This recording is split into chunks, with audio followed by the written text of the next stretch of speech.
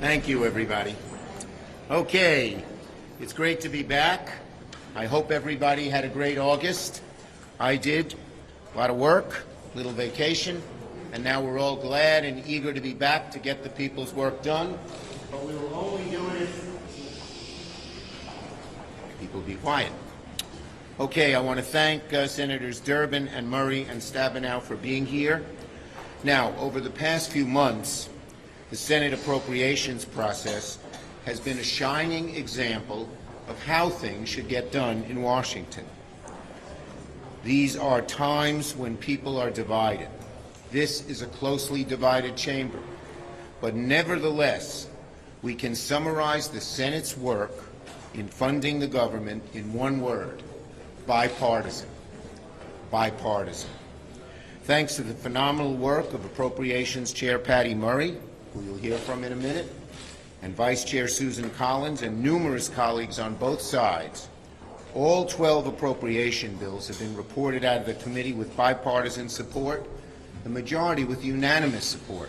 That is incredible at a time when the country is so divided. And it's a beacon, and it's a great example, and a great example to the House of Representatives. This month, one of the Senate's top priorities will be to keep the government open beyond the September 30th deadline. Both parties in both chambers will have to work together if we are to avoid a shutdown. So when the House returns next week, I implore, I beg my House Republican colleagues to follow the Senate's lead, to recognize that time is short, and the only way to avoid a shutdown is through bipartisanship in both the House and the Senate. House Republicans have their first chance to show their commitment to bipartisanship when they return next week. The last thing Americans need right now is a pointless government shutdown. A shutdown will hurt just about every American, and yet there are some on the hard right in the House who say they actually want a shutdown. It's hard to believe that they would be so callous about people's wants and needs and hopes and fears. Our economy has come a long way since the darkest days of COVID. Inflation slowing down.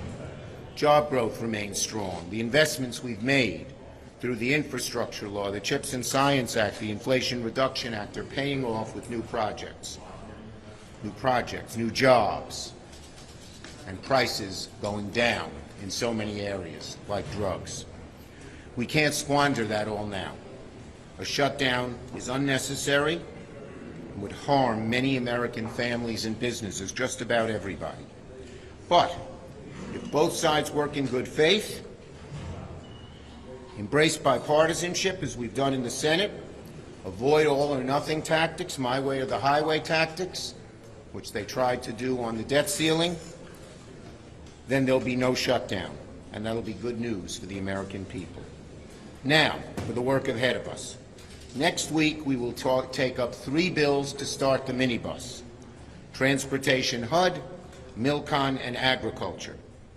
I will file cloture tomorrow on the motion to proceed on this minibus, and we will vote on the motion to proceed Monday evening. We expect a strong bipartisan vote, and then we will proceed to the appropriations bills using what we said we would do, regular order, allowing amendments and discussing the bills as the Senate should work. So that is where we're headed. We're moving in a great path in the Senate. We hope the House comes to its senses and follows our example and passes bipartisan legislation, and then we will be able to avoid a government shutdown.